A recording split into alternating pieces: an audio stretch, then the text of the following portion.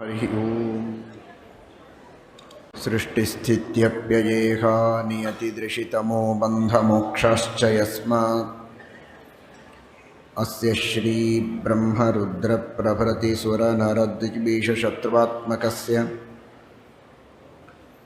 विष्णोर्व्यस्ताः समस्ताः सकलगुणनिधिः सर्वदोषव्यपेतः पूर्णानन्दाव्ययो यो गुरुरपि परमश्चिन्तयेतं महान्तं जन्माद्यस्य यतोऽन्वयादितरतश्चार्थेष्वभिज्ञस्वराट् तेने ब्रह्महृदाय आदिकवये मुह्यन्ति यं सूरयः तेजो वारिमृदां यथा विनिमयो यत्र त्रिसर्गो मृषा धाम्ना स्वेन सदा निरस्तकुहकं सत्यं परं धीमहि। धर्मविज्ञानवैराग्यपरमैश्वर्यशालिनः आनन्दतीर्थभगवत्पादान् वन्दे निरन्तरम्। भवति यदनुभावादेडमूकोऽपि वाग्मी जडमतिरपि जन्तुर्जायते प्राज्ञमौलिः सकलवचनचेतो देवता भारती सा मम मतसि निधत्तां सन्निधिं मानसे च। नमोऽस्तु तात्विका देवाः विष्णुभक्तिपरायणाः धर्ममार्गे प्रेरयन्तु भवन्तः सर्व एव हि। यं प्रव्रजन्तमनुपेतमपेतकृत्यं द्वैपायनो विरहकातर आजुहाव पुत्रेति तन्मयतया तरवोऽपि नेदुस्तं सर्वभूतहृदयं मुनिमानतोऽस्मि।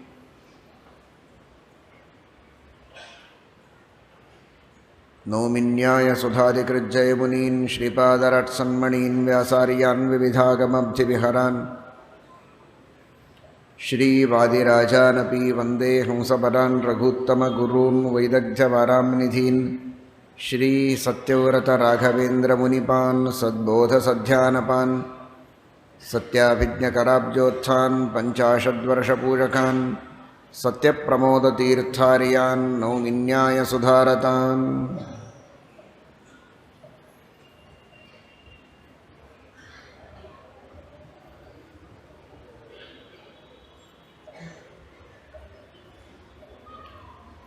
स्वस्त्यस्तु अशेषसन्मङ्गलानि सन्तु श्लोकैकश्रवणपठनमात्रेण कथा वक्तुश्च श्रोतॄणां निखिलकलीकृतकल्मषापनोदनपटुतरे धर्माद्यखिलपुरुषार्थसाधनीभूते श्रीमद्भागवते पारमहंस्यां संहितायाम् अद्य कथाप्रसक्तौ किञ्चित् पूर्वप्रसक्तप्रमेयानुवादः। हरिः ओम्।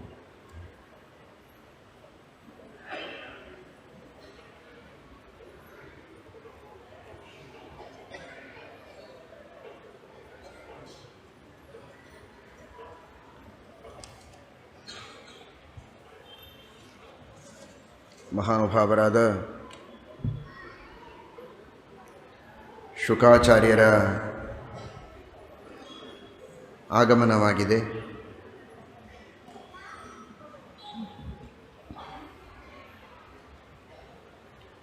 ಪರಮ ಭಗವದ್ಭಕ್ತರು, ದೇವರಲ್ಲಿಯೇ ಆನಂದವನ್ನು ಅನುಭವಿಸುವವರು.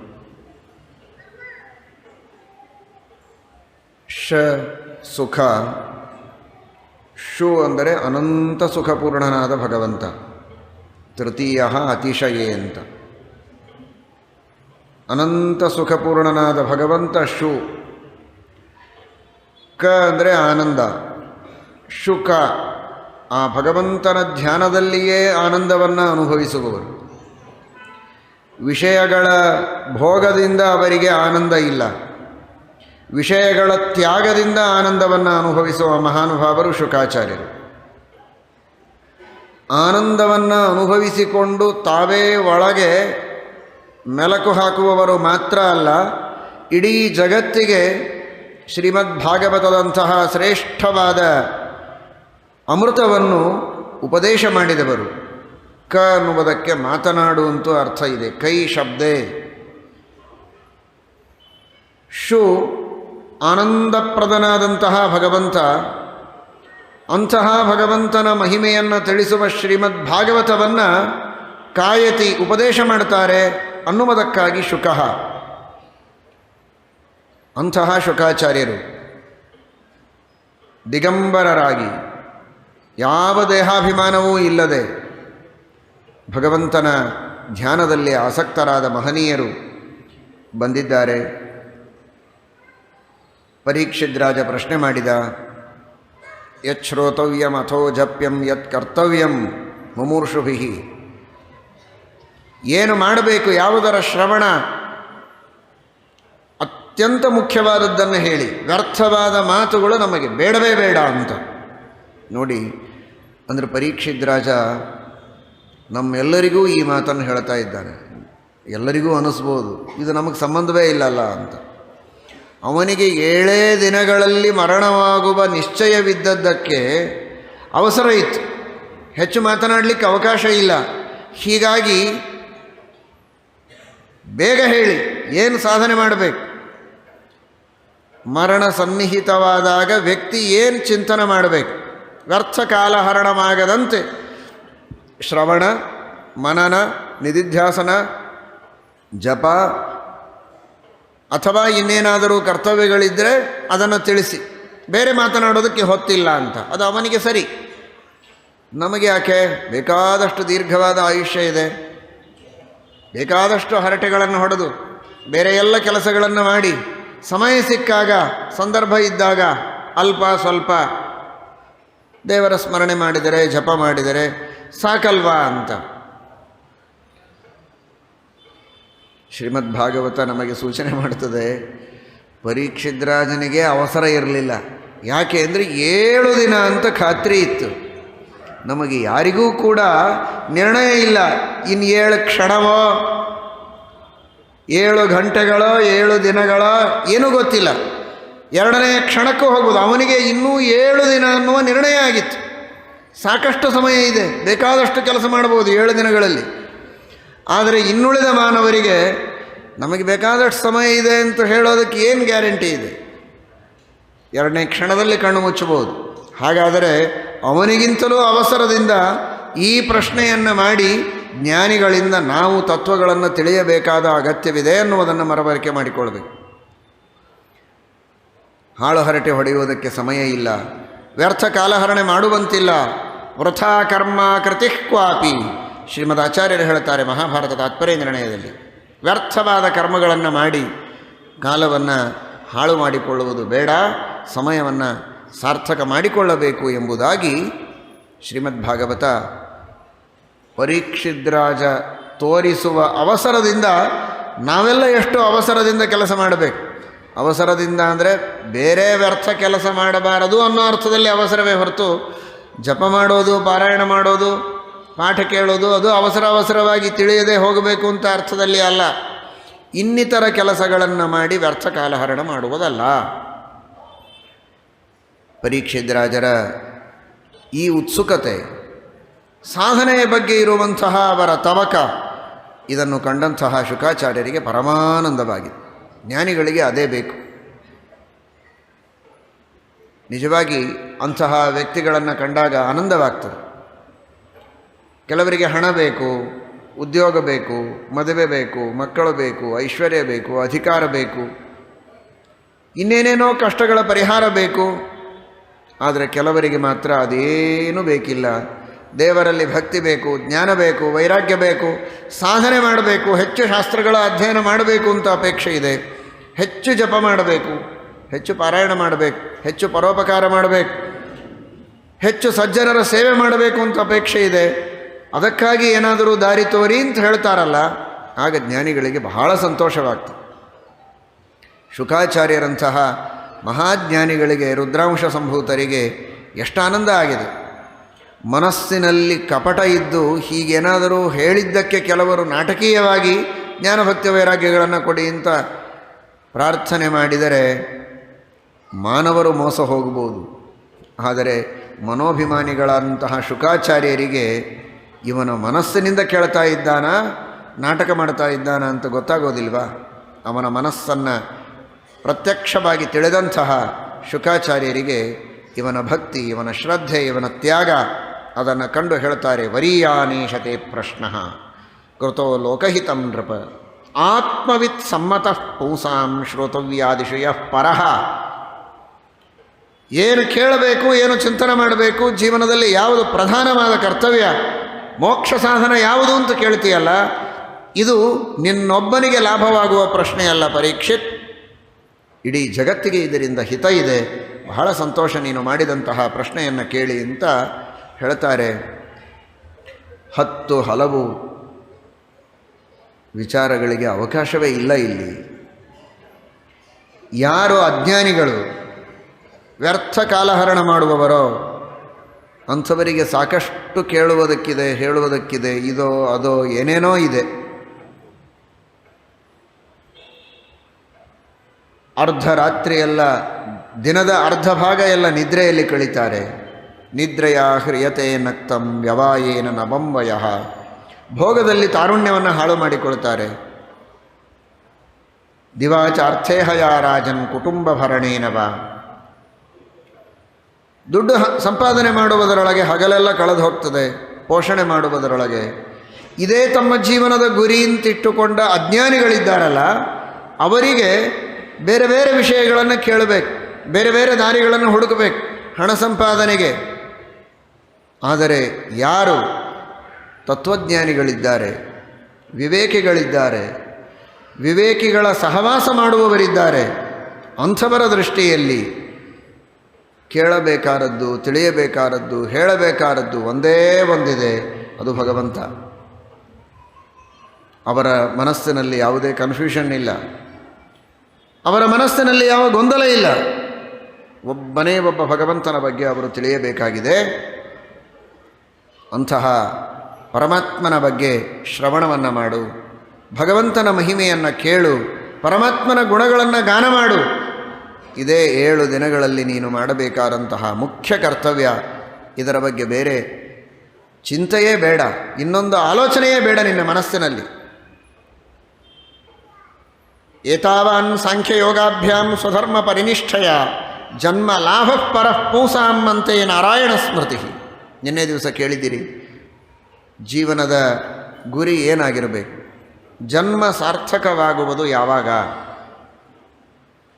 ಅಂತೆಯೇ ನಾರಾಯಣ ಸ್ಮೃತಿ. ಕೊನೆಯ ಕಾಲದಲ್ಲಿ ಭಗವಂತನ ಸ್ಮರಣೆ ಬಂದರೆ ಅವನು ಹುಟ್ಟಿದ್ದು ಸಾರ್ಥಕ. ಇವತ್ತು ಹುಟ್ಟುತ್ತಾನೆ, ಇನ್ನು 100 ವರ್ಷ ಇರ್ತಾನೆ ಅಂತಾಗಬಹುದು. ಇವತ್ತು ಹುಟ್ಟಿದ ಆ ವ್ಯಕ್ತಿಯ 100 ವರ್ಷದ ಬದುಕು ಸಾರ್ಥಕವೋ ವ್ಯರ್ಥವೋ ಇದರ ನಿರ್ಣಯ ಒಂದು ಕ್ಷಣದಲ್ಲಿ ಆಗತ್ತೆ. ಅದು ಕೊನೆಯ ಕ್ಷಣ. ಕೊನೆಯ ಕ್ಷಣದಲ್ಲಿ ಹರಿಸ್ಮರಣೆಯಾದರೆ ಅವನ ಇಡೀ 100 ವರ್ಷದ ಜೀವನ ಸಾರ್ಥಕ, ಇಲ್ಲ ಅಂದರೆ ವ್ಯರ್ಥವಾದಂತೆ. ಯಾಕೆಂದರೆ ಕೊನೆಯ ಕಾಲದಲ್ಲಿ ಸ್ಮರಣೆ ಬಂದ್ರೇ ಮೋಕ್ಷ ಆಗೋದು, ಮೋಕ್ಷವೇ ಮಹಾಪುರುಷಾರ್ಥ. ಆ ಮಹಾಪುರುಷಾರ್ಥ ಇಲ್ಲ ಅಂದರೆ ವ್ಯರ್ಥ. ಅಂತಹ ಸಾರ್ಥಕ ಜೀವನ ನಾವು ನಡೆಸಬೇಕಾದರೆ ಇನ್ನೆಷ್ಟು ಜನ್ಮಗಳನ್ನು ತೆಗೆಯಬೇಕೋ ಗೊತ್ತಿಲ್ಲ.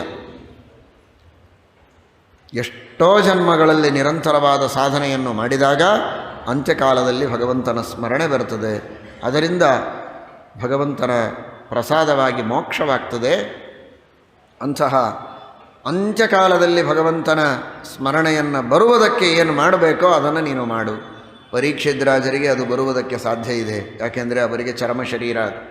ಹೀಗಾಗಿ ಅಂತ್ಯಕಾಲದಲ್ಲಿ ಭಗವಂತನ ಸ್ಮರಣೆಯನ್ನು ಮಾಡಿ ತಮ್ಮ ಜನ್ಮವನ್ನು ಸಾರ್ಥಕ ಮಾಡಿಕೊಳ್ಳುವಂತಹ ಮಹಾನುಭಾವರು ಪರೀಕ್ಷಿದ್ರಾಜರು.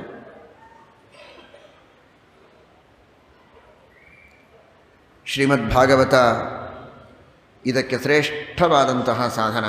ಭಾಗವತದ ಶ್ರವಣವನ್ನು ಮಾಡು. ಇದಂ ಭಾಗವತನ್ನಾಮ ಪುರಾಣಂ ಬ್ರಹ್ಮ ಸಂಹಿತಂ ಅಧೀತವಾನ್ ದ್ವಾಪರಾದೌ ಪಿತುರ್ದ್ವೈಪಾಯನಾದಹಂ. ವೇದಗಳಿಗೆ ಸಮಾನವಾದದ್ದು ಶ್ರೀಮದ್ಭಾಗವತ. ಅಪೌರುಷೇಯವಾದ ವೇದಗಳಿಗಿರುವ ಸ್ಥಾನ ಶ್ರೀಮದ್ಭಾಗವತಕ್ಕಿದೆ. ಮಹಾಭಾರತವಾದರೆ ವೇದಗಳಿಗಿಂತಲೂ ಮಿಗಿಲಾದದ್ದು. ಶ್ರೀಮದ್ಭಾಗವತ ವೇದಗಳಿಗೆ ಸಮಾನವಾದದ್ದು. ಎರಡನ್ನೂ ವೇದವ್ಯಾಸದೇವರೇ ರಚನೆ ಮಾಡಿದ್ದು. ಆದರೆ ವೇದವ್ಯಾಸದೇವರ ಸಂಕಲ್ಪದಂತೆ, ಅವರ ಇಚ್ಛೆಯಂತೆ ವೇದಗಳಿಗೆ ಸಮಾನವಾಗಿ ಅಪೌರುಷೇಯವಾದ ವೇದಗಳಿಗೆ ಏನು ಪ್ರಾಮಾಣ್ಯ ಇದೆ, ಎಂತಹ ಸ್ಥಾನ ಇದೆ, ಏನು ಮಾನ ಇದೆ, ಯಾವ ರೀತಿಯ ಅರ್ಥ ಗರ್ಭಿತತೆ ಇದೆ, ಅದನ್ನೊಳಗೊಂಡಂಥದ್ದು ಶ್ರೀಮದ್ಭಾಗವತ. ವೇದವ್ಯಾಸ ದೇವರು ದ್ವಾಪರ ಯುಗದಲ್ಲಿ ಇದನ್ನು ತಿಳಿಸಿದ್ದಾರೆ. ಕೃಷ್ಣಾವತಾರದ ಆದಿಯಲ್ಲಿ ನಮಗೆ ಉಪದೇಶ ಮಾಡಿದ್ದಾರೆ. ಯಾಕೆ ಈ ಮಾತನ್ನು ಹೇಳಿದರು ಅಂದರೆ, ಶುಕಾಚಾರ್ಯರು ವೇದವ್ಯಾಸ ದೇವರು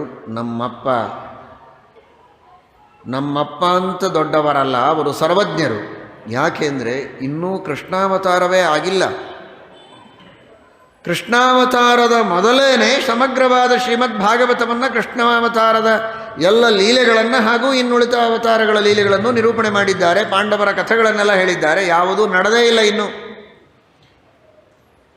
ಹಾಗಾದರೆ ಏನೆಲ್ಲ ಬರುತ್ತೆ ನಿಮಗೆ ಗೊತ್ತು. ಭಾಗವತದಲ್ಲಿ ಅನೇಕ ಬಾರಿ ಎಲ್ಲರೂ ಶ್ರವಣ ಮಾಡಿರ್ತೀರಿ.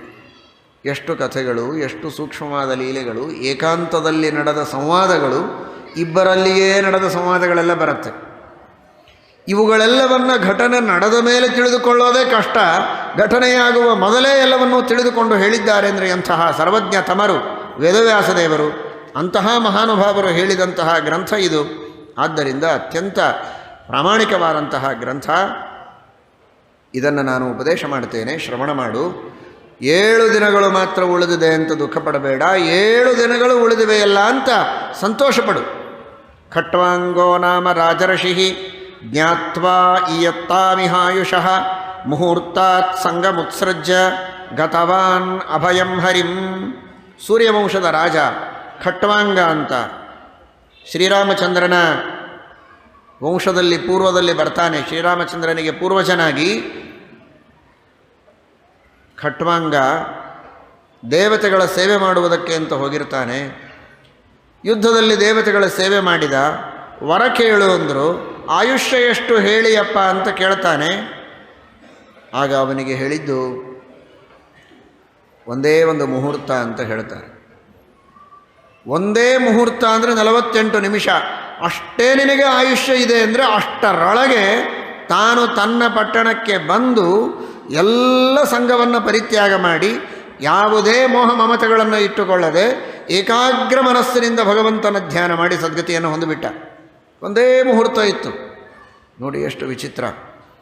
ಅದಕ್ಕೆ ನಾನು ಹೇಳಿದೆ, ಪರೀಕ್ಷಿತರಿಗಿಂತಲೂ ಉಳಿದವರಿಗೆ ಹೆಚ್ಚು ಅವಶ್ಯಕತೆ ಇದೆ ಅಂತ. ಒಂದೇ ಮುಹೂರ್ತ ನಿನ್ನ ಆಯುಷ್ಯ ಇದೆ ಅಂದರೆ ಗಾಬರಿ ಆಗಲಿಲ್ಲ, ದುಃಖಪಟ್ಟಿಲ್ಲ.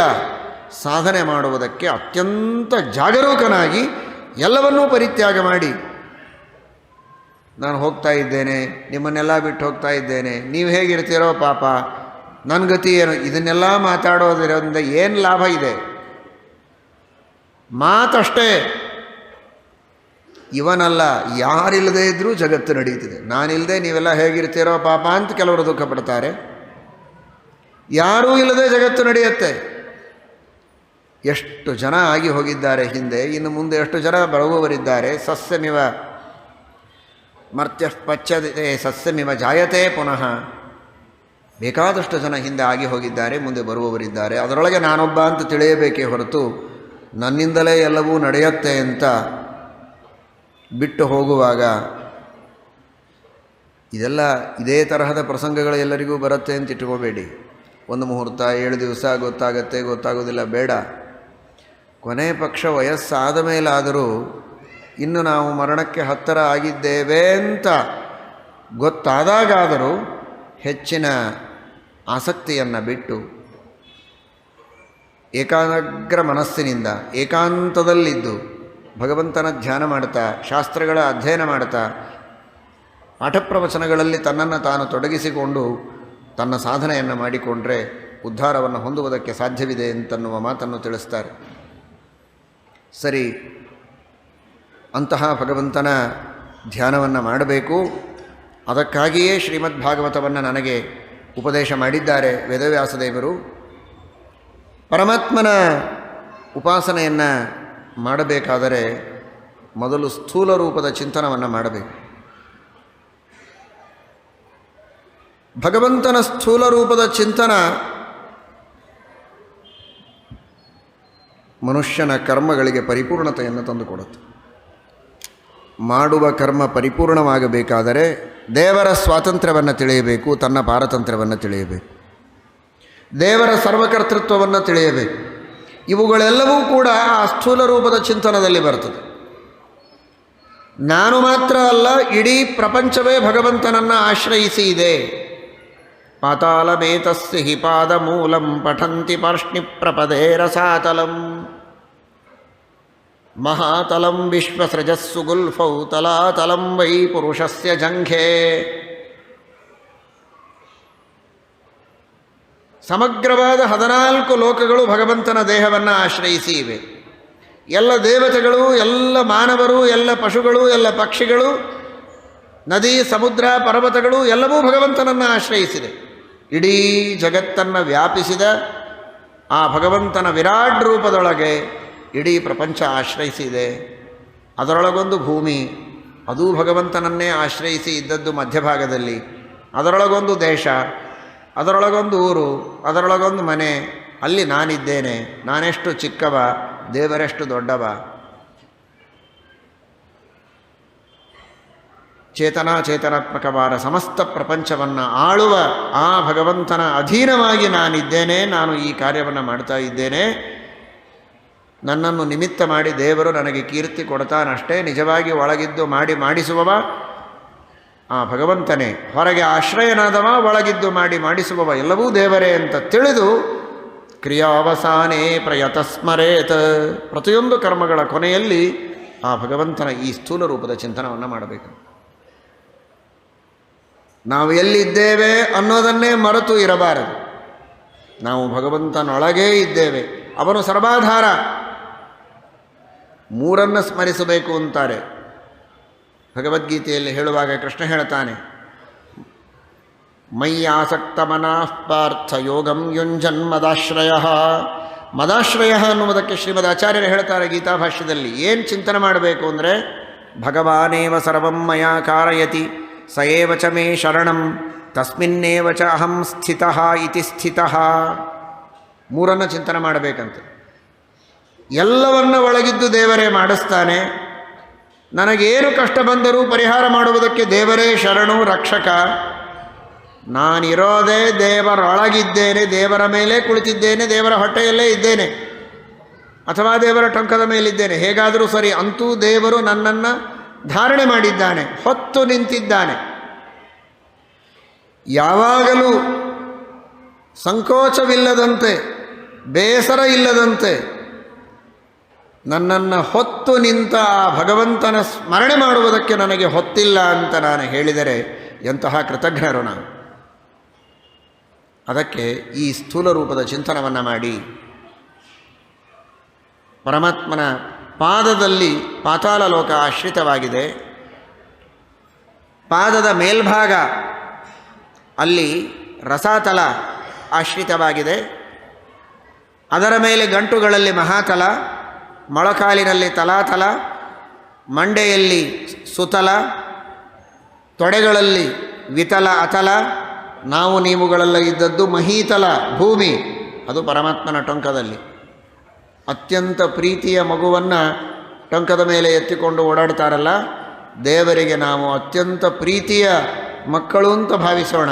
ದೇವರ ಟೊಂಕದ ಮೇಲೆ ನಾವೆಲ್ಲ ಕುಳಿತಿದ್ದೇವೆ ಅಂತ ಭಾವಿಸೋಣ. ಚಿಕ್ಕ ವಯಸ್ಸಿನಲ್ಲಿರುವಾಗ ತಾಯಿ ಮಕ್ಕಳನ್ನು ಎತ್ತಿಕೊಂಡು ಓಡಾಡಬಹುದು. ದೊಡ್ಡವರಾದ ಮೇಲೆ ನಡೆಯುವುದಕ್ಕೆ ಕಲಿಸ್ತಾರೆ, ಬೆರಳು ಹಿಡಿದು ನಡೆಸ್ತಾರೆ, ನೀನೇ ಸ್ವತಂತ್ರವಾಗಿ ನಡಿ ಅಂತ ಮುಂದೆ ದೂಡುತ್ತಾರೆ. ಆದರೆ ಭಗವಂತ ಮಾತ್ರ ನಮ್ಮನ್ನು ಹುಟ್ಟಿದಾಗಿನಿಂದ ಕೊನೆಯವರೆಗೆ ಪ್ರತಿ ಜನ್ಮದಲ್ಲಿಯೂ ಟೊಂಕದ ಮೇಲೆ ಎತ್ತಿಕೊಂಡವನು ಕೆಳಗಿಳಿಸೋದೇ ಇಲ್ಲ. ನಾವೇನು ಮಾಡಿದರೂ ಟೊಂಕದ ಮೇಲೇ ಮಾಡೋದು. ಇಷ್ಟು ಪ್ರೀತಿಯಿಂದ ತನ್ನ ಟೊಂಕದ ಮೇಲೆ ಹೊತ್ತು ನಿಂತಿದ್ದಾನೆ ಭಗವಂತ. ನಾವು ಎಲ್ಲಿದ್ದೇವೆ ನಮಗೆ ಗೊತ್ತಿಲ್ಲ ಅಂದರೆ ನೀವೆಲ್ಲ ನಾನು ಟೊಂಕದಲ್ಲೇ ಇದ್ದೀರಿ ಅಂತ ತೋರಿಸುವುದಕ್ಕೆ ಪಾಂಡುರಂಗ ವಿಠಲ ಟೊಂಕದ ಮೇಲೆ ಕೈ ಇಟ್ಕೊಂಡಿದ್ದಾನೆ. ನಮ್ಮ ಅಡ್ರೆಸ್ಸೇ ನಮಗೆ ಗೊತ್ತಿಲ್ಲ, ನೀನಿರೋದು ಇಲ್ಲಿ ಅಂತ ದೇವರು ತೋರಿಸ್ತಾನೆ. ನನ್ನನ್ನು ನಂಬಿದವರಿಗೆ ಸಂಸಾರದ ಸಾಗರ ಇಷ್ಟೇ ಟೊಂಕದಷ್ಟೇ ಸುಲಭವಾಗಿ ದಾಟಬಹುದು ಅಂತ ಒಂದು ಅರ್ಥ. ಆದರೆ ಇನ್ನೊಂದು, ನೀವಿರೋದು ನನ್ನ ಟೊಂಕದ ಮೇಲೆ. ಯಾಕೆ ಭಯಪಡ್ತೀಯ? ನಾನು ನಿನ್ನನ್ನು ಹೊತ್ತು ನಿಂತಿದ್ದೇನೆ, ನನ್ನನ್ನು ನಂಬು, ನಿನ್ನನ್ನು ಉದ್ಧಾರ ಮಾಡ್ತೇನೆ ಅಂತ ಪರಮಾತ್ಮ ತೋರಿಸ್ತಾನೆ. ಇದೇ ರೀತಿ ಎಲ್ಲ ಲೋಕಗಳು ಕೂಡ ಪರಮಾತ್ಮನ ಶರೀರವನ್ನು ಆಶ್ರಯಿಸಿ ಇದೆ. ಇಂದ್ರಾದಿ ದೇವತೆಗಳೆಲ್ಲ ಪರಮಾತ್ಮನನ್ನು ಆಶ್ರಯಿಸಿ ಇದ್ದಾರೆ. ಬ್ರಾಹ್ಮಣ, ಕ್ಷತ್ರಿಯ, ವೈಶ್ಯ, ಶೂದ್ರ ಎಲ್ಲರೂ ಭಗವಂತನ ಪರಮಾತ್ಮನ ಮುಖದಿಂದ ಬ್ರಾಹ್ಮಣರು, ಬಾಹುಗಳಿಂದ ಕ್ಷತ್ರಿಯರು, ತೊಡೆಯಿಂದ ವೈಶ್ಯರು, ಪಾದಗಳಿಂದ ಶೂದ್ರರು, ಈ ರೀತಿ ಎಲ್ಲರೂ ಜನಿಸಿದ್ದು ಇದೇ ಭಗವಂತನ ಶರೀರದಿಂದ. ಹೀಗಾಗಿ ಭಗವಂತನ ಶರೀರ, ಅದಕ್ಕಾಗೇನೆ ಕಲ್ಯಾಣ ಅದ್ಭುತ ಗಾತ್ರಾಯ ಕಾಮಿತಾರ್ಥಪ್ರದಾಯಿನೇ ಶ್ರೀಮದ್ ವೆಂಕಟನಾಥಾಯ ಶ್ರೀನಿವಾಸಾಯ ತೇ ನಮಃ ಅದ್ಭುತ ಗಾತ್ರಾಯ ಅಂತ ಪರಮಾತ್ಮನನ್ನು ಕರೆದಿದ್ದಾನೆ. ಎಂಥ ಅದ್ಭುತ ಗಾತ್ರ ಪರಮಾತ್ಮನದು. ಆ ಪರಮಾತ್ಮನ ಉಗುರಿನಿಂದಲೂ ಹುಟ್ಟಿದ್ದಾರೆ, ಕೂದಲುಗಳಿಂದಲೂ ಹುಟ್ಟಿದ್ದಾರೆ, ಎಲ್ಲ ಅವಯವಗಳಿಂದಲೂ ಜೀವರಾಶಿಗಳು ಹುಟ್ಟಿದ್ದಾರೆ. ಅರ್ಥಾತ್ ದೇಹ ಸಹಿತವಾಗಿ ಇನ್ನನೇಕ ವಸ್ತುಗಳು, ಜಡ ಪದಾರ್ಥಗಳೆಲ್ಲ ಹುಟ್ಟಿವೆ. ಅಂಥ ಗಾತ್ರ ಪರಮಾತ್ಮನದು. ದೇವರ ಗಾತ್ರದ ಒಂದು ಸಣ್ಣ ಕೂದಲು ಕೂಡ ವ್ಯರ್ಥವಾಗಿಲ್ಲ, ಸುಮ್ಮನೆ ಇದೆ ಅಂತ ಯಾವುದೂ ಇಲ್ಲ. ಅದ್ಭುತವಾದಂತಹ ಆಶ್ಚರ್ಯಕರವಾದಂತಹ ಗಾತ್ರ ಆ ಪರಮಾತ್ಮನದು. ಅಂತಹ ಭಗವಂತನ ಸ್ಥೂಲ ರೂಪವನ್ನು ತಾನು ಧ್ಯಾನ ಮಾಡಬೇಕು ಪ್ರತಿನಿತ್ಯದಲ್ಲಿ ಎಂಬುದಾಗಿ ತಿಳಿಸ್ತಾರೆ. ಈ ರೀತಿ ಸ್ಥೂಲ ರೂಪದ ಧ್ಯಾನವನ್ನು ಮಾಡುವುದಕ್ಕೆ ಮನಸ್ಸಿನ ಏಕಾಗ್ರತೆ ಬೇಕು. ಮನುಷ್ಯನ ಮನಸ್ಸಿನ ಏಕಾಗ್ರತೆಗೆ ತಡೆಯಾಗುವಂತಹ ಪ್ರಸಂಗಗಳು ಮುಖ್ಯವಾಗಿ ಬರೋದು ಶಬ್ದಗಳಿಂದ. ಒಂದು ಮಾತು ಯಾರಾದರೂ ಹೆಚ್ಚು ಕಡಿಮೆ ಮಾತಾಡಿದರೆ ಮನಸ್ಸು ಅದನ್ನೇ ಆಲೋಚನೆ ಮಾಡ್ತಾ ಹೋಗ್ತದೆ. ಅದೇನೇನೋ ಇರ್ಬೋದು. ಇವನಿಗೆ ಅತ್ಯಂತ ಪ್ರಿಯವಾದಂತಹ ವ್ಯಕ್ತಿಗಳು ಯಾರೋ ಬಂದಿದ್ದಾರೆ ಅಂದರೆ ಅವರ ಬಗ್ಗೆ ಆಲೋಚನೆ ಮಾಡ್ತಾನೆ. ಅಥವಾ ಯಾವುದೋ ಸಮಸ್ಯೆಯನ್ನು ತಂದರೆ ಆ ಸಮಸ್ಯೆಯ ಬಗ್ಗೆ ಚಿಂತನೆ ಮಾಡ್ತಾನೆ. ಭಯ, ದುಃಖ ಅಥವಾ ಸಂತೋಷ, ಹೀಗೆ ನಾನಾ ವಿಧವಾದ ಭಾವನೆಗಳನ್ನು ತಂದುಕೊಡುವ ಶಬ್ದಗಳು ಇವನ ಮನಸ್ಸಿನ ಏಕಾಗ್ರತೆಯನ್ನು ಭಂಗ ಮಾಡುತ್ತವೆ. ಹಾಗಾದರೆ ಇದಕ್ಕೆ ಉಪಾಯವೇನು? ಶಬ್ದಸ್ಯ ಹಿ ಬ್ರಹ್ಮಣ ಯೇಷ ಪಂಥಾಃ ಯನ್ನಾಮಭಿರ್ಧ್ಯಾಯತಿ ಧೀರಪಾರ್ಥೈಃ ಪರಿಭ್ರಮಂಸ್ತತ್ರ ನ ವಿಂದತೇರ್ಥಾನ್ ಮಾಯಾಮಯೇ ವಾಸನಯಾಶಯಾನಃ. ಅದಕ್ಕೆ ಶುಕಾಚಾರ್ಯರು ಹೇಳಿದರು, ನೋಡಪ್ಪ ರಾಜ, ಶಬ್ದಗಳು ತಾನೇ ನಿನ್ನ ಮನಸ್ಸಿನ ಏಕಾಗ್ರತೆಗೆ ಭಂಗ ತರೋದು. ಆ ಶಬ್ದಗಳಿಗೆ ತಪ್ಪಾಗಿ ಅರ್ಥ ಮಾಡಿಕೊಂಡದ್ದೇ ಇದಕ್ಕೆ ಕಾರಣ. ಎಲ್ಲ ಶಬ್ದಗಳು ಭಗವಂತನ ಗುಣಗಳನ್ನು ಹೇಳುತ್ತವೆ, ಎಲ್ಲ ಶಬ್ದಗಳು ಭಗವಂತನ ಮಹಿಮೆಯನ್ನೇ ಕೊಂಡಾಡ್ತವೆ ಅಂತ ನೀನು ಅರ್ಥ ಮಾಡಿಕೋ. ಯಾವ ಶಬ್ದ ಕೇಳಿದರೂ ನಿನಗೆ ದೇವರ ಸ್ಮರಣೆಯೇ ಬರುತ್ತದೆ. ಏಕಾಗ್ರತೆಗೆ ಭಂಗ ಎಲ್ಲಿಂದ? ಬರೋದೇ ಇಲ್ಲ. ಚೆನ್ನಾಗಿ ನಿನ್ನನ್ನು ಬೈಬೋದು, ನೀನೇನು ಬೇಜಾರು ಮಾಡ್ಕೊಳ್ಬೇಡ. ಇವನು ಮೂರ್ಖ ಅಂತ ಯಾರೋ ಬೈದರು, ಆ ಶಬ್ದವು ದೇವರನ್ನೇ ಹೇಳುತ್ತದೆ ಅಂತ ತಿಳಿದುಕೋ. ಅವರವರ ಕರ್ಮಕ್ಕೆ ತಕ್ಕಂತೆ ಪೂರ್ವಜನ್ಮದಲ್ಲಿ ಮಾಡಿದ ಪಾಪಗಳು, ಜ್ಞಾನ ಇದ್ದರೂ ಇನ್ನೊಬ್ಬರಿಗೆ ಜ್ಞಾನವನ್ನು ನೀಡೋದಿಲ್ಲ, ಜ್ಞಾನವನ್ನು ನೀಡುವುದರಲ್ಲಿ ವಂಚನೆ ಮಾಡುತ್ತಾನೆ. ಈ ಮೊದಲಾದ ದುಷ್ಕೃತ್ಯಗಳಿಂದ ಕುಪಿತನಾದ ಭಗವಂತ ಅಂತಹ ಪಾಪಿಗಳನ್ನು ಜನ್ಮಾಂತರದಲ್ಲಿ ಮೂರ್ಖರನ್ನಾಗಿ ಮಾಡ್ತಾನೆ. ಒಳ್ಳೆ ವಿದ್ಯೆ ಇದೆ, ಯೋಗ್ಯರಾದ ಅಧಿಕಾರಿಗಳು ಪಾಪ ಬಂದು ಕೇಳಿದರೂ ಹೇಳಲಿಲ್ಲ, ಆ ಪಾಪಕ್ಕಾಗಿ ಅವನು ಮೂರ್ಖನಾಗಿ ಹುಟ್ಟುತ್ತಾನೆ. ಅವನನ್ನು ದೇವರು ಮೂರ್ಖನನ್ನಾಗಿ ಮಾಡ್ತಾನೆ. ಮೂರ್ಖಯತೀತಿ ಮೂರ್ಖ. ಪಾಪಿಗಳನ್ನು ಈ ರೀತಿ ಮೂರ್ಖರನ್ನಾಗಿ ಮಾಡ್ತಾನೆ. ಆದ್ದರಿಂದ ದೇವರನ್ನೇ ಮೂರ್ಖ ಅಂತ ಕರೀತಾರೆ. ಅವನು ಮೂರ್ಖನಾದದ್ದಕ್ಕಲ್ಲ, ಮೂರ್ಖರನ್ನು ಮಾಡುವಂತಹ ವ್ಯಕ್ತಿ ಅನ್ನೋದಕ್ಕೆ ಅವನು ಮೂರ್ಖ. ಹೀಗೆ ಮೂರ್ಖ ಎಂಬ ಶಬ್ದವು ದೇವರನ್ನು ಹೇಳ್ತದೆ ಅಂತ ತಿಳಿದರೆ ಇವನಿಗೇನಾಯ್ತು? ಇವನನ್ನು ಯಾರೋ ಮೂರ್ಖ ಅಂತ ಬೈದರೂ ಕೂಡ ಇವನಿಗೆ ಸ್ಮರಣೆಯಾದದ್ದು ಭಗವಂತನ ಸ್ಮರಣೆ. ಹಾಗಾದರೆ ಇವನ ಮನಸ್ಸು ದೇವರನ್ನು ಬಿಟ್ಟು ಆಚೆ ಹೋಗಲಿಲ್ಲ. ಮದುವೆ ಇದೆ ಬನ್ನಿ ಅಂತ ಯಾರೋ ಕರೆದರು, ಭಗವಂತನ ಅನುಸಂಧಾನ ಮಾಡುವುದಕ್ಕೆ ದಾರಿಗಳು ಬೇಕಾದಷ್ಟು. ಸ್ಥೂಲವಾಗಿ ವಿವಾಹ ಇದೆ ಬನ್ನಿ. ವಿವಾಹ ಅಂದಾಗ ವಿವಾಹ ಎಂಬ ಶಬ್ದದ ಅರ್ಥನಾದ ಭಗವಂತನನ್ನು ನೇರವಾಗಿ ತೆಗೆದುಕೊಳ್ಳಬಹುದು. ಆ ವಿವಾಹ ಎಂಬ ವಸ್ತು, ಅಲ್ಲಿರುವಂತಹ ಅನೇಕ ಘಟನೆಗಳು, ವ್ಯಕ್ತಿಗಳು, ಪತಿ ಪತ್ನಿ, ಬಂಧು ಬಳಗ, ಇನ್ನನೇಕ ವಿಧವಾದಂತಹ ವಸ್ತುಗಳು, ಅವುಗಳೆಲ್ಲದಕ್ಕೆ ನಿಯಾಮಕನಾಗಿ ಅಷ್ಟೆಲ್ಲ ಜನರಲ್ಲಿ ಪ್ರೇಮದ ಬಾಂಧವ್ಯವನ್ನು ಸೃಷ್ಟಿ ಮಾಡುವಂತಹ, ಅವರೆಲ್ಲರೂ ಸುಖವಾಗಿರುವುದಕ್ಕೆ ಪ್ರೇರಕರಾಗಿ ಪ್ರಚೋದಕರಾಗಿರುವಂತಹ ನವ ಅರೆ ಪತ್ಯುಃ ಕಾಮಾಯ ಪತಿಃಪ್ರಿಯೋ ಭವತಿ ಆತ್ಮನಸ್ತು ಕಾಮಾಯ ಪತಿಃಪ್ರಿಯೋ ಭವತಿ ಅಂತಹ ಸ್ತ್ರೀ ಪುರುಷರಲ್ಲಿ, ಬಂಧು ಬಾಂಧವರಲ್ಲಿ ಪ್ರೇಮದ ಬಾಂಧವ್ಯವನ್ನು ಕಟ್ಟುವ ಆ ಭಗವಂತನ ಸ್ಮರಣೆ ನಮಗೆ ಬಂದರೆ, ಅವರೇನೋ ವಿವಾಹ ಇದೆ ಬನ್ನಿ ಅಂತ ಕರೆಯುವುದಕ್ಕೆ ಬಂದಿರಬಹುದು, ಆದರೆ ನಿಮಗೆ ಸ್ಮರಣೆ ಯಾರದ್ದು? ದೇವರ ಸ್ಮರಣೆ. ಹೀಗೆ ಆಡಿದ ಪ್ರತಿಯೊಂದು ಶಬ್ದಗಳ ಹಿನ್ನೆಲೆಯಲ್ಲಿ ಆ ಶಬ್ದ ಪ್ರತಿಪಾದ್ಯನಾದ ಭಗವಂತನ ಸ್ಮರಣೆಯನ್ನು ಮಾಡುವುದಕ್ಕೆ ರೂಢಿ ಮಾಡಿಕೋ. ನಿನಗೆ ಮನಸ್ಸಿನ ಏಕಾಗ್ರತೆಗೆ ಭಂಗ ಬರುವುದಕ್ಕೆ ಅವಕಾಶವೇ ಇಲ್ಲ. ಜನ ಇದನ್ನು ತಿಳಿದಿಲ್ಲ. ಇದರಿಂದ ಆಗುವ ಇನ್ನೊಂದು ಹಾನಿ ಎಂದರೆ, ದೇವತೆಗಳನ್ನು ಕುರಿತು ಯಜ್ಞ ಮಾಡ್ತಾರೆ, ಯಾಗ ಮಾಡ್ತಾರೆ, ಸ್ತೋತ್ರ ಮಾಡ್ತಾರೆ, ಪ್ರಾರ್ಥನೆ ಮಾಡ್ತಾರೆ, ಫಲ ಸಿಗೋದಿಲ್ಲ ಅಂತ ದುಃಖ ಪಡ್ತಾರೆ. ಹೇಗೆ ಫಲ ಸಿಗಬೇಕು? ನಿಜವಾದ ಇಂದ್ರ, ನಿಜವಾದ ಚಂದ್ರ, ನಿಜವಾದ ವರುಣ, ಕುಬೇರ, ಅಗ್ನಿ, ಈ ಎಲ್ಲ ಶಬ್ದಗಳಿಂದ ವಾಚ್ಯನಾದವನು ಭಗವಂತ. ಯಾರು ನಿಜವಾಗಿ ಆ ಶಬ್ದಗಳಿಂದ ಪ್ರತಿಪಾದ್ಯನಾಗಿದ್ದಾನೆ ಅವನ ಕಡೆ ನೋಡೋದೇ ಇಲ್ಲ. ಬೇರೆ ದೇವತೆಗಳನ್ನು ನೋಡ್ತಾ ನಾವು ಸ್ತೋತ್ರ ಮಾಡ್ತೇವೆ. ಅವರಂತಾರೆ ಈ ಶಬ್ದಗಳು ಯಾವುದೂ ನಿಜವಾಗಿ ನಮ್ಮನ್ನು ಹೇಳಿಕೊಡೋದೇ ಇಲ್ಲ, ನಾರಾಯಣನನ್ನು ಹೇಳಿಕೊಡುತ್ತೆ, ನಮಗೇನು ಸಂಬಂಧ ಅಂತ ಅವರು ಬಿಟ್ಬಿಡ್ತಾರೆ ನಮ್ಮನ್ನು.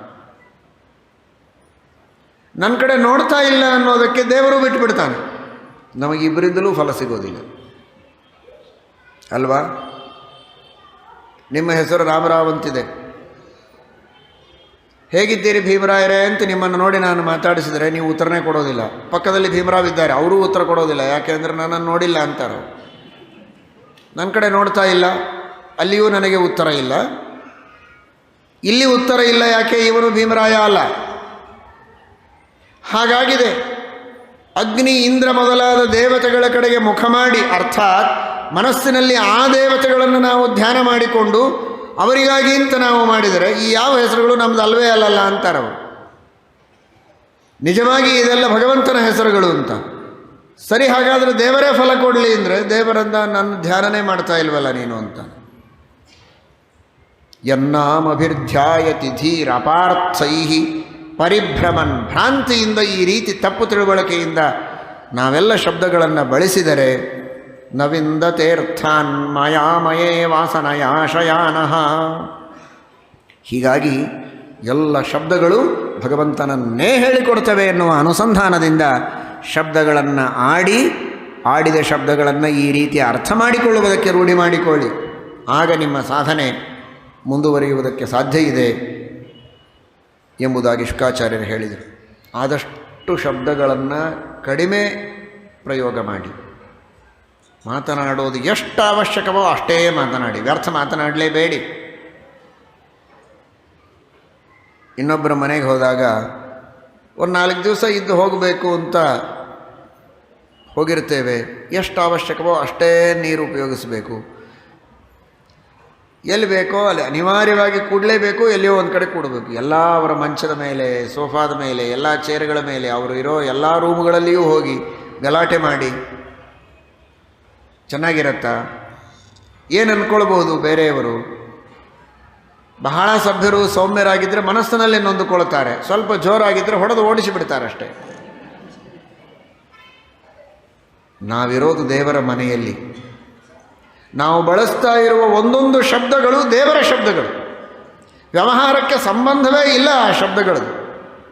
ಅನಿವಾರ್ಯ, ಮಾತನಾಡದೆ ಬದುಕೋ ಹಾಗಿಲ್ಲ ಅನ್ನೋದಕ್ಕೆ ಮಾತಾಡಬೇಕು.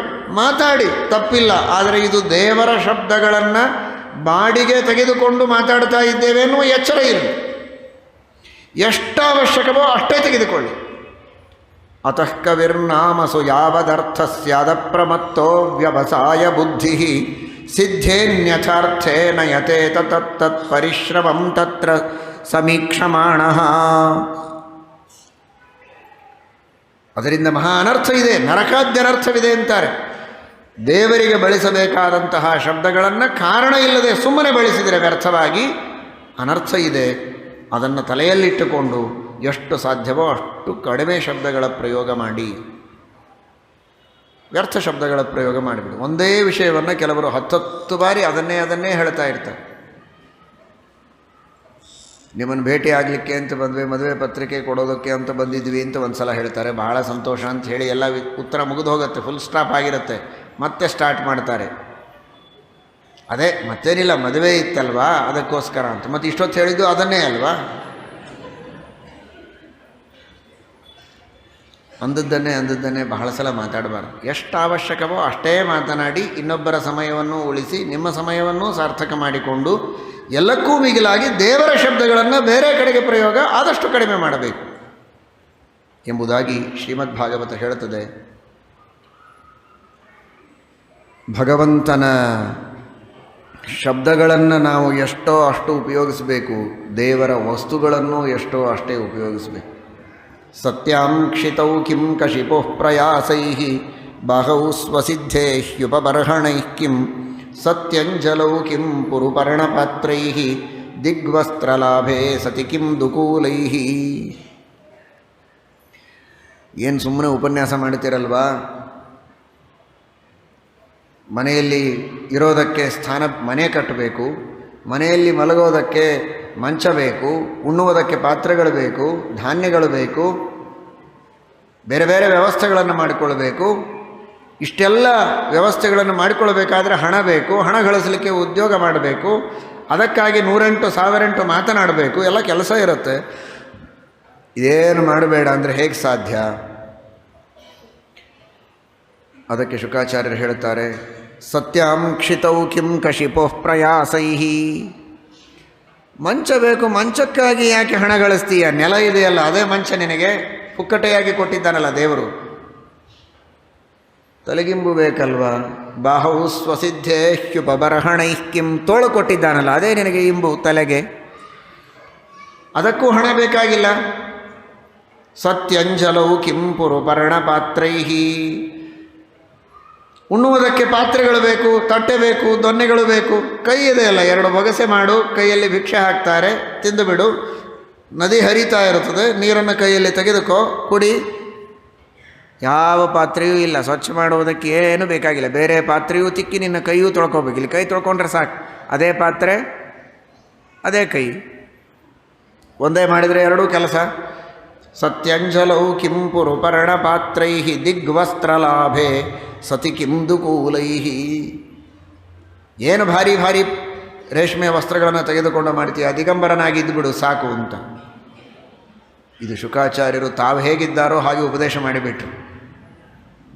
ಇದನ್ನು ಎಲ್ಲರಿಗೂ ಅನುಸರಣೆ ಮಾಡುವುದು ಕಷ್ಟ ಸಾಮಾನ್ಯರಿಗೆ. ಆದರೆ ಒಂದು ಮಾತನ್ನು ತಿಳಿದುಕೊಳ್ಳಿ, ಇದನ್ನು ನಮಗೂ ಅನುಸರಣೆ ಮಾಡಲಿಕ್ಕಾಗೋದಿಲ್ಲ, ನಿಮಗೂ ಅನುಸರಣೆ ಮಾಡಲಿಕ್ಕಾಗೋದಿಲ್ಲ. ಆದರೆ ಯಾರೂ ಹೀಗಿಲ್ವೇ ಇಲ್ಲ ಅಂತ ತಿಳ್ಕೋಬೇಡಿ, ಹೀಗಿದ್ದವರಿದ್ದಾರೆ. ಹೇಳೋ ಶುಕಾಚಾರ್ಯರೇ ಹಾಗಿದ್ದಾರೆ. ದಿಗ್ವಸ್ತ್ರಲಾಭೇ ಸತಿ ಕಿಂ ದುಕೂಲೈಃ. ಧೈರ್ಯದಿಂದ ಹೇಳ್ತಾ ಇದ್ದಾರೆ ಈ ಉಪದೇಶವನ್ನು. ಅವರೇ ಹಾಗಿದ್ದಾರೆ, ದಿಗಂಬರರಾಗೇ ಕುಳಿತಿದ್ದಾರೆ.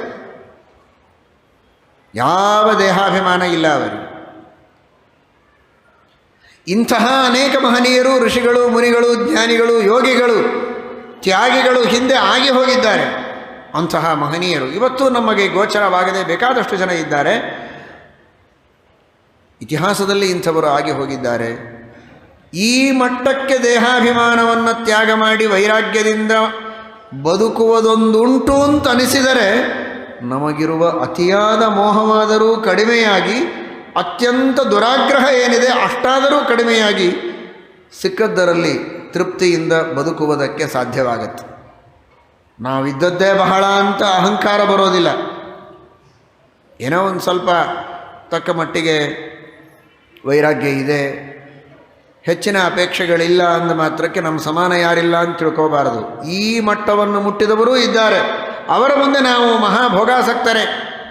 ನಮಗಿಂತಲೂ ಕೆಳಮಟ್ಟದಲ್ಲಿದ್ದವರಿಗಿಂತಲೂ ನಾವು ಸ್ವಲ್ಪ ವಿರಕ್ತರು ಅಂತ ಅನಿಸಿಕೊಂಡರೂ ಕೂಡ ಇಂತಹ ಜ್ಞಾನಿಗಳ ಎದುರಿನಲ್ಲಿ ನಾವು ಯಾವ ಗಿಡದ ತೊಪ್ಪಲು ಅಲ್ಲ ಅನ್ನುವ ರೀತಿಯ ಒಂದು ವಿನಯವನ್ನು ಪಡೆದುಕೊಳ್ಳುವುದಕ್ಕಾಗಿಯೂ ಈ ವಿಚಾರವನ್ನು ನಾವು ತಿಳಿಯಬೇಕು.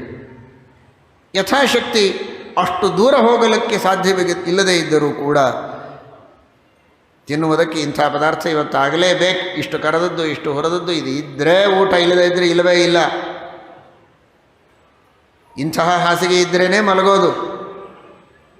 ಈ ತರಹದ ಆಗ್ರಹಗಳು.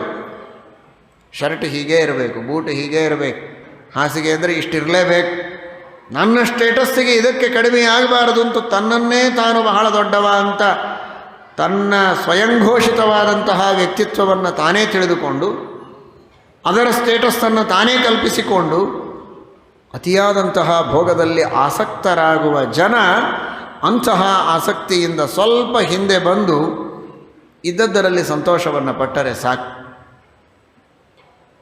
ಚಿರಾಣಿ ಕಿಂ ಪಥಿನ ಸಂತಿ ದಿಶಂತಿ ಭಿಕ್ಷಾಂ ನೋವಾಂಘ್ರಿಪಾಃ ಪರಭೃತಃ ಸರಿತೋಪ್ಯಶುಷ್ಯನ್ ವೃದ್ಧಾ ಗುಹಾಃ ಕಿಮವಧೂತ ಸುಹೃನ್ನ ಕೃಷ್ಣಃ ಕಸ್ಮಾತ್ ಭಜಂತಿ ಕವಯೋ ಧನ ದುರ್ಮದಾಂಧಾನ್. ಬಟ್ಟೆಯೇ ಇಲ್ಲದೆ ದಿಗಂಬರರಾಗಿರ್ಲಿಕ್ಕೆ ಸಾಧ್ಯವಿಲ್ವಲ್ಲ.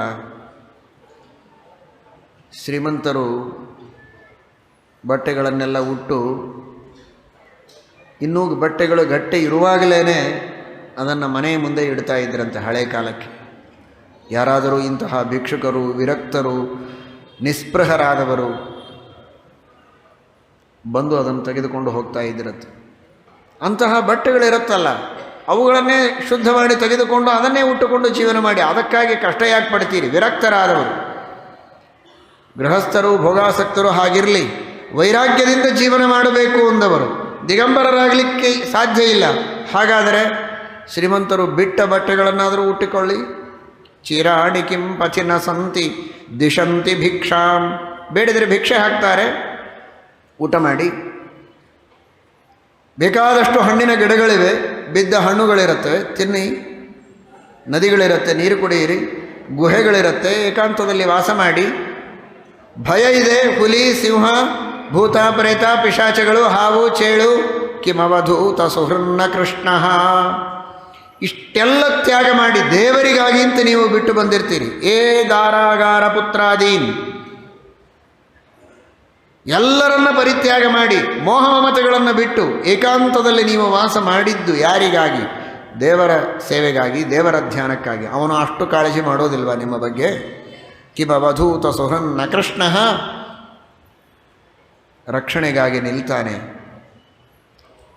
ಪ್ರಹ್ಲಾದರಾಜರನ್ನು ರಕ್ಷಣೆ ಮಾಡಲಿಲ್ವಾ? ಧ್ರುವರಾಜರನ್ನು ರಕ್ಷಣೆ ಮಾಡಲಿಲ್ವಾ? ಎಷ್ಟು ಭೂತ ಪ್ರೇತ ಪಿಶಾಚಗಳ ರೂಪದಲ್ಲಿ ನಾನಾ ವಿಧವಾದ ಹಿಂಸ್ರ ಪಶುಗಳು ಎಲ್ಲವೂ ಪೀಡೆ ಕೊಡುವುದಕ್ಕೆ ಬಂದಾಗಲೂ ಏನೇ ಬಂದರೂ ತೊಂದರೆಯಾಗದಂತೆ ಅವರನ್ನು ರಕ್ಷಣೆ ಮಾಡಿದ್ನೋ ಇಲ್ವೋ ಭಗವಂತ? ಕಿಂ ಅವಧೂತ ಸುಹೃನ್ನ ಕೃಷ್ಣ.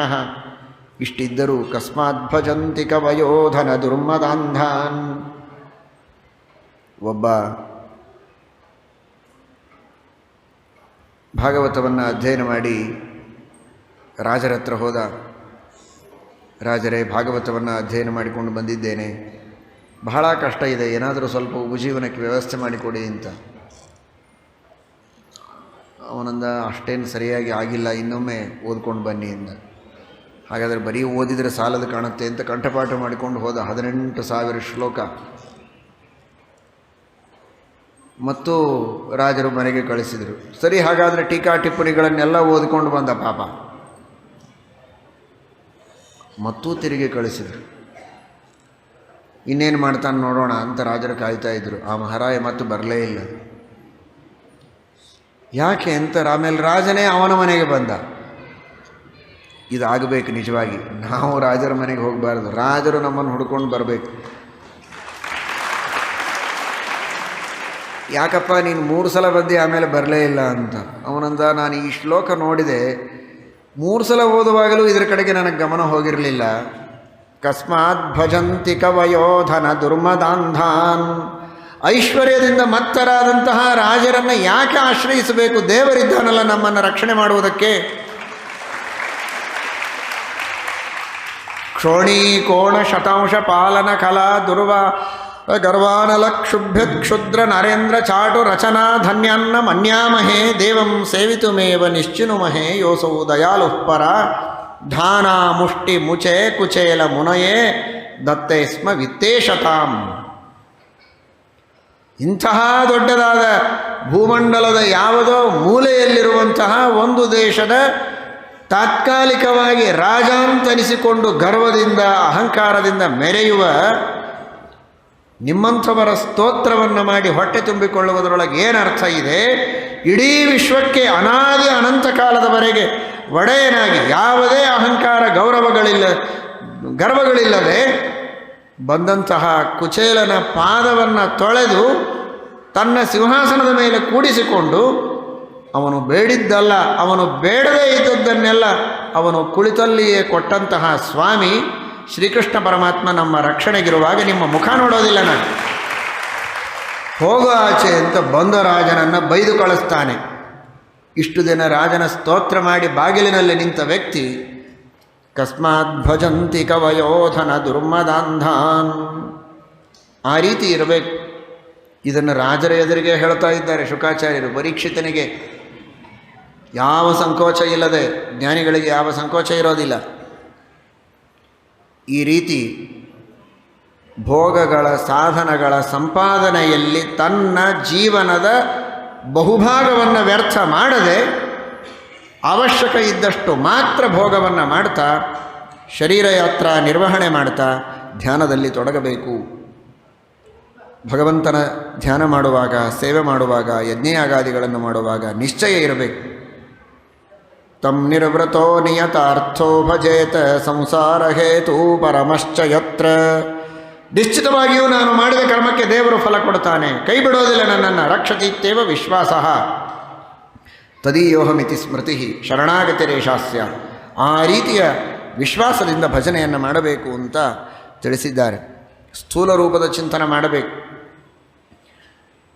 ಕೆಲವರು ಹೃದಯದಲ್ಲಿ ಭಗವಂತನ ಚಿಂತನವನ್ನು ಮಾಡ್ತಾರೆ.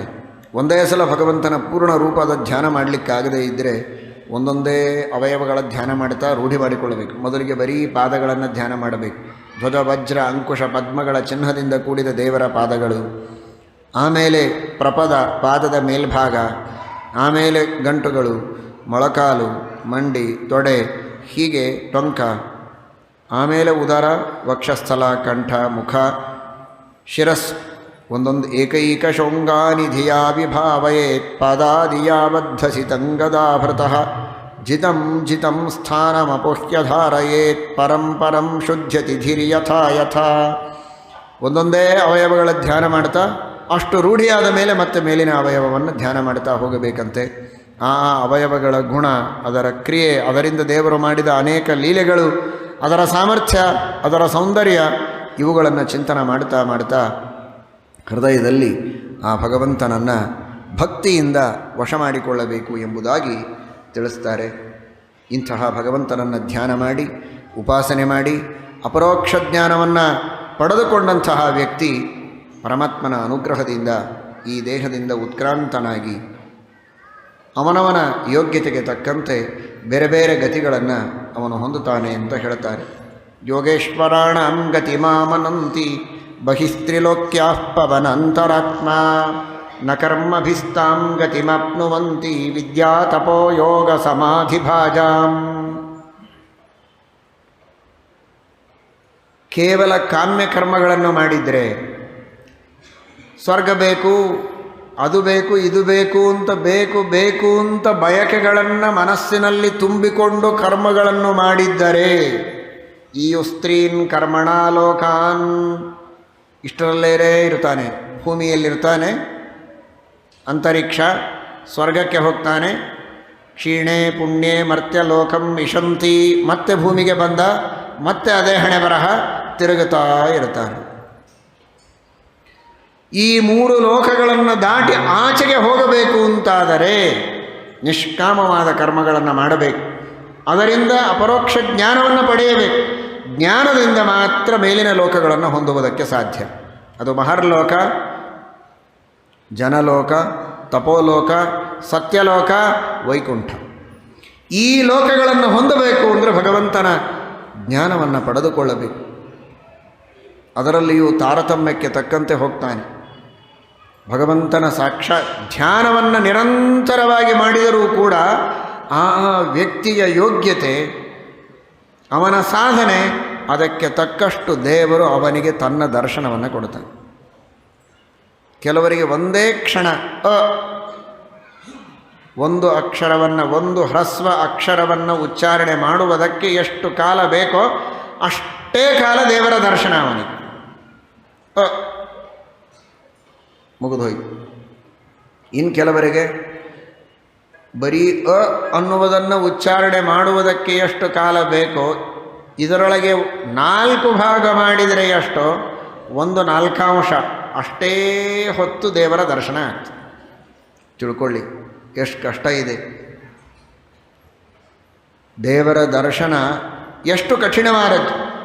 ಎಷ್ಟೋ ಜನ್ಮಗಳ ಸಾಧನೆಯಾದ ಮೇಲೆ ಭಗವಂತ ನಮಗೆ ದರ್ಶನ ಕೊಡುವಾಗ 1 ಕ್ಷಣದೊಳಗಿನ 4 ಭಾಗ ಮಾಡಿದರೆ 1/4 ಭಾಗದಷ್ಟು ಮಾತ್ರ ದರ್ಶನ. ಅದಕ್ಕೆ ಪಾದಯೋಗ ಅಂತಾರೆ.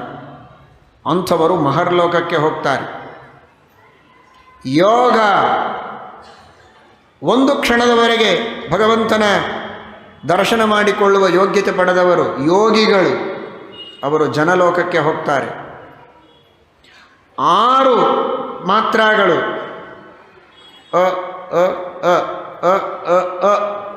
ಇಷ್ಟು ಹೇಳುವುದಕ್ಕೆ ಎಷ್ಟು ಕಾಲ ಬೇಕೋ ಅಷ್ಟು ಕಾಲದವರೆಗೆ ಭಗವಂತನ ದರ್ಶನ ಮಾಡಿಕೊಳ್ಳುವವರಿಗೆ ಅವರಿಗೆ ತಪಸ್ವಿಗಳು ಅಂತಾರೆ. ಅವರು ತಪೋಲೋಕಕ್ಕೆ ಹೋಗ್ತಾರೆ. 1 ಮುಹೂರ್ತ 48 ನಿಮಿಷಗಳವರೆಗೆ ನಿರಂತರವಾಗಿ ಭಗವಂತನ ದರ್ಶನವನ್ನು ಮಾಡಿಕೊಂಡ್ರೆ ಅವರಿಗೆ ಜ್ಞಾನಿಗಳು ಅಂತಾರೆ. ಅವರು ಸತ್ಯಲೋಕಕ್ಕೆ ಹೋಗ್ತಾರೆ. 1 ಮುಹೂರ್ತಕ್ಕಿಂತಲೂ ಮಿಗಿಲಾಗಿ ಭಗವಂತನ ದರ್ಶನವನ್ನು ಮಾಡಿಕೊಂಡ್ರೆ ಅವರು ಮಹಾಜ್ಞಾನಿಗಳು, ಅವರು ವೈಕುಂಠಕ್ಕೆ ಹೋಗ್ತಾರೆ. ವಿದ್ಯಾ ತಪೋ ಯೋಗ ಸಮಾಧಿ ಭಾಜಾಂ. ಶ್ರೀಮದ್ ಆನಂದ ತೀರ್ಥ ಭಗವತ್ಪಾದಾಚಾರ್ಯರು ಇದನ್ನು ವ್ಯಾಖ್ಯಾನ ಮಾಡಿ ನಮಗೆ ತಿಳಿಸಿಕೊಡ್ತಾರೆ. ಇಲ್ಲದೇ ಇದ್ದರೆ ಭಾಗವತದಿಂದ ಏನು ಅರ್ಥ ಆಗೋದಿಲ್ಲ. ವಿದ್ಯಾ ತಪೋ ಯೋಗ ಸಮಾಧಿ ಭಾಷಾಂ. ಶ್ರೀಮದಾಚಾರ್ಯರ ವ್ಯಾಖ್ಯಾನ ಇಲ್ಲದೆ ನಾವು ಈ ಶ್ಲೋಕಗಳಿಗೆ ಅರ್ಥ ಮಾಡೋದಾದರೆ ಶ್ಲೋಕಗಳ ಸಮಾಧಿಯಾಗಿ ಹೋಗ್ತದೆ. ದೇವರ ಸಮಾಧಿ, ದೇವರ ಧ್ಯಾನ ನಮಗೆ ಬರೋದಲ್ಲ, ಏನೋ ಅಪಾರ್ಥ ಮಾಡಿಕೊಳ್ತೇವೆ. ಈ ರೀತಿ ಆ ಭಗವಂತನ ಪ್ರಾಪ್ತಿ ಅಷ್ಟು ಕಠಿಣವಾದದ್ದು. ಯಾರು ಭಗವಂತನನ್ನು ಸರ್ವತ್ರ ವ್ಯಾಪ್ತನಾಗಿ ಚಿಂತನೆ ಮಾಡಿ ಹಾಗೇ ದರ್ಶನ ಮಾಡಿಕೊಳ್ತಾರೆ ಅವರು ನೇರವಾಗಿ ಭಗವಂತನನ್ನು ಸೇರುತ್ತಾರೆ. ಇನ್ನುಳಿದವರು ಸತ್ಯಲೋಕಕ್ಕೆ ಹೋಗಿ ಹೃದಯದಲ್ಲಿ ಪ್ರತೀಕಗಳಲ್ಲಿ ಮಾತ್ರ ಭಗವಂತನನ್ನು ಚಿಂತನೆ ಮಾಡಿ ಅಪರೋಕ್ಷ ಮಾಡಿಕೊಂಡವರು ಸತ್ಯಲೋಕಕ್ಕೆ ಹೋಗ್ತಾರೆ. ಎದುರಿಗೆ ಕುಳಿತವ ಪರೀಕ್ಷಿತ್, ಅವನು ಅಪ್ರತೀಕಾಲಂಬನ, ಎಲ್ಲ ಕಡೆಗೆ ವ್ಯಾಪ್ತನಾದ ಭಗವಂತನ ಚಿಂತನ ಮಾಡುವ ಏನು ಅನೇಕ ದೇವತೆಗಳು, ಋಷಿಗಳು, ಚಕ್ರವರ್ತಿಗಳಿದ್ದಾರೆ. ಆ ಚಕ್ರವರ್ತಿಗಳ ಗುಂಪಿಗೆ ಸೇರಿದವ ಪರೀಕ್ಷಿತ್ ಕೂಡ. ಅವನ ಮುಂದೆ ಈ ಮಾತು ಹೇಳ್ತಾ ಇದ್ದಾರೆ ಶುಕಾಚಾರ್ಯರು. ಅವನು ಯಾವ ಸಾಲಿಗೆ ಸೇರಿದವ ಅಂದರೆ ನೇರವಾಗಿ ವೈಕುಂಠಕ್ಕೆ ಹೋಗುವವ. ಎಂತಹ ಮಹಾಯೋಗ್ಯತೆ ಇದ್ದವ. ಅವನು ದೇವತೆ ಅಲ್ಲ, ಋಷಿ ಅಲ್ಲ, ಚಕ್ರವರ್ತಿ. ಚಕ್ರವರ್ತಿಯಾಗಿದ್ದರೂ ಕೂಡ ಆ ಭಗವಂತನನ್ನು ಎಲ್ಲ ಕಡೆಗೆ ಕಾಣುವಂತಹ ಯೋಗ್ಯತೆಯನ್ನು ಪಡೆದದ್ದಕ್ಕೆ ಭೇಜೆ ಖಗೇಂದ್ರ ಧ್ವಜ ಪಾದ ಮೂಲಂ.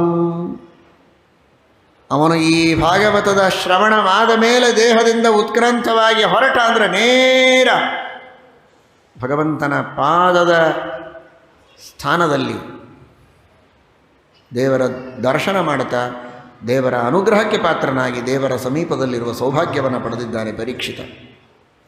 ಅವನ ಎದುರಿನಲ್ಲಿಯೇ ಈ ಮಾತನ್ನು ತಿಳಿಸ್ತಾ ಇದ್ದಾರೆ.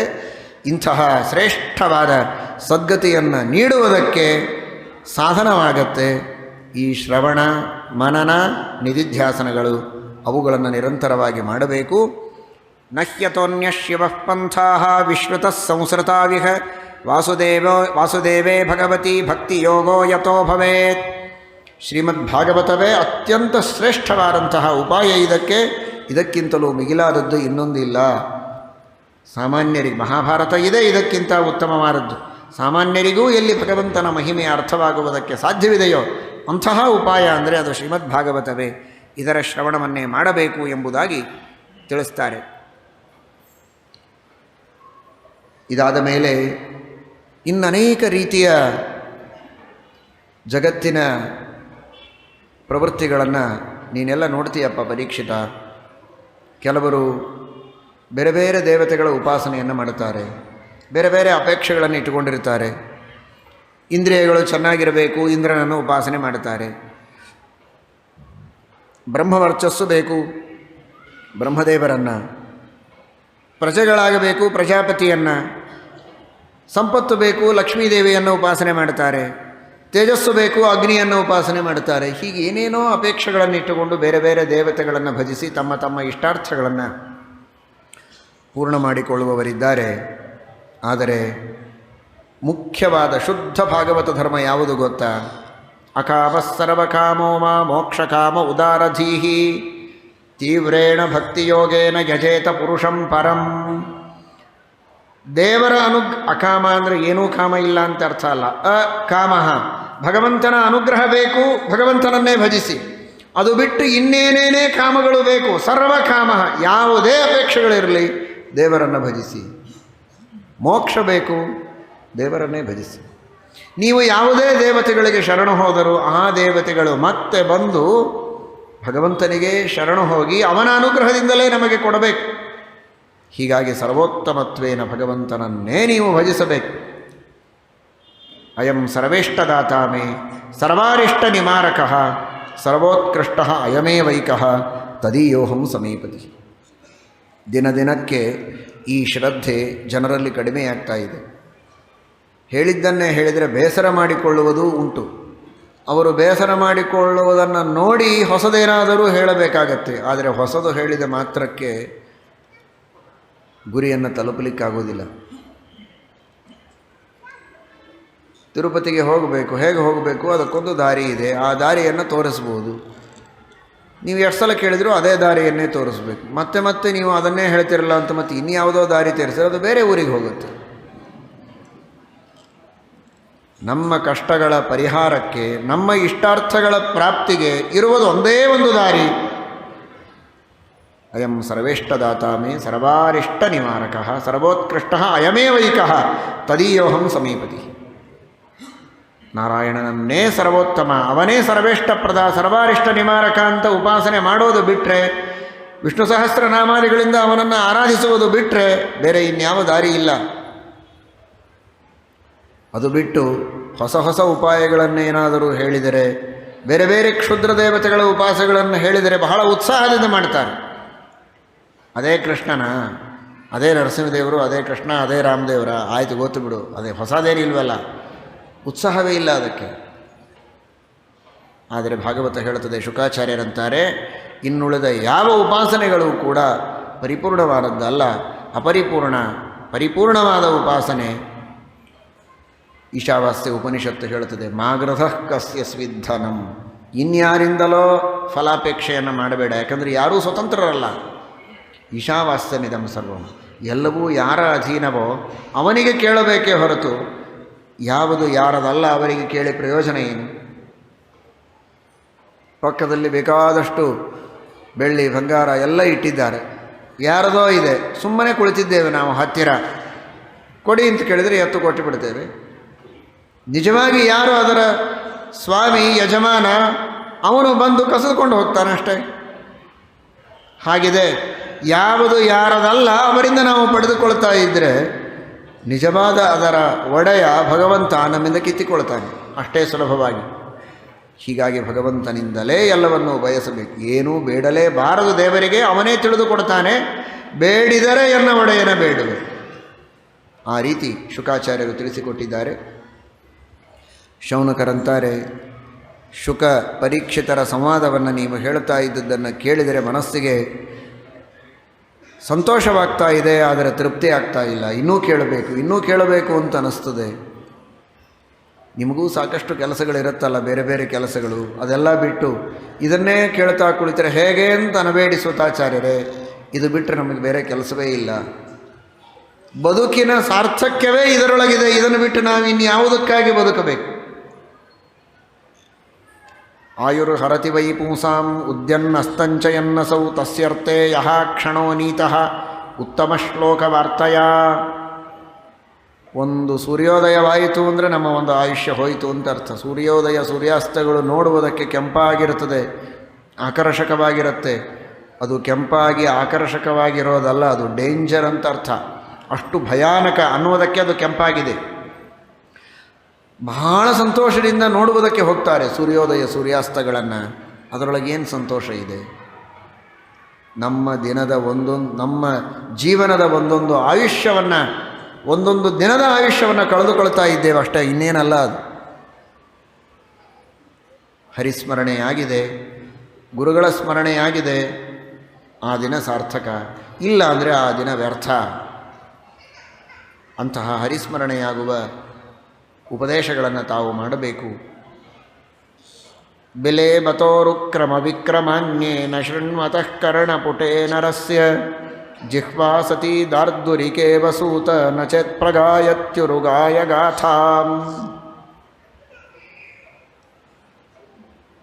ಭಗವಂತನ ಕಥೆಗಳನ್ನು ಕೇಳದ ಕಿವಿಗಳು ಅವು ಸುಮ್ಮನೆ ಇಲಿಗಳು ಮಾಡಿದಂತಹ ಬೆಲಗಳಿರುತ್ತಲ್ಲ, ಹಾಗೆ ತೂತುಗಳಷ್ಟೇ.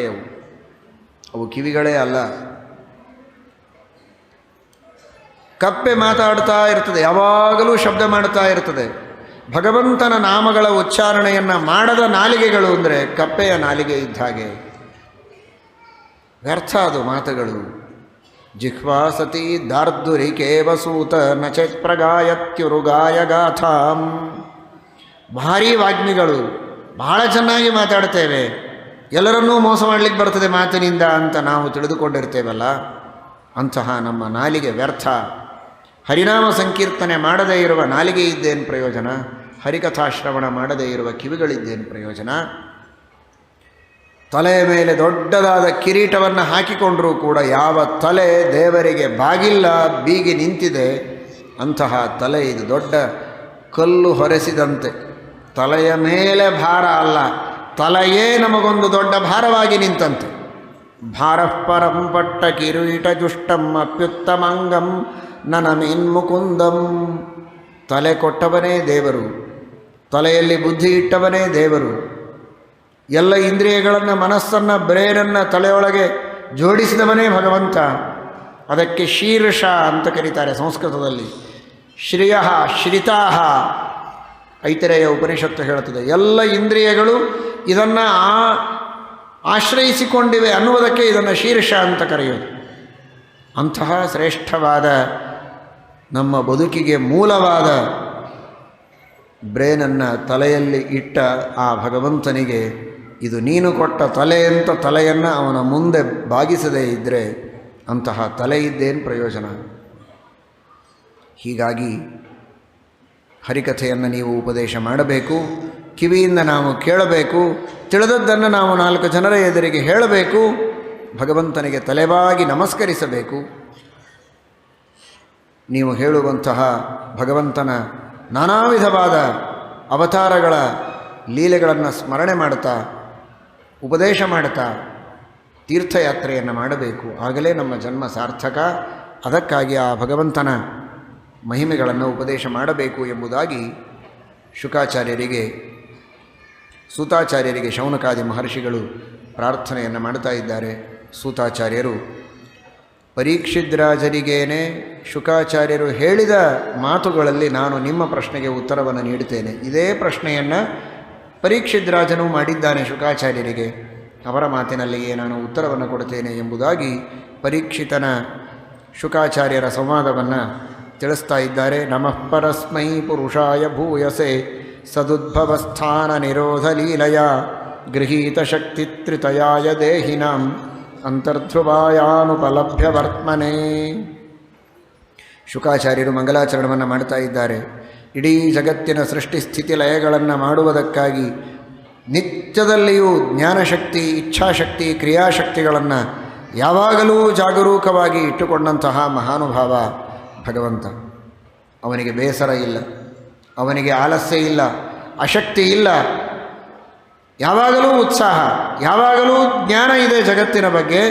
ಜಗತ್ತಿನ ಉದ್ಧಾರ ಮಾಡಬೇಕು ಅಂತನ್ನುವ ಇಚ್ಛೆ ಇದೆ, ಬರೀ ಇಚ್ಛೆ ಇಲ್ಲ, ಯಾವಾಗಲೂ ಕ್ರಿಯಾಶೀಲನಾಗಿದ್ದಾನೆ. ಅಂತಹ ಗೃಹೀತ ಶಕ್ತಿ ತ್ರಿತಯಾಯ, ಅಂತಹ ಭಗವಂತನಿಗೆ ಅನಂತ ನಮನಗಳು.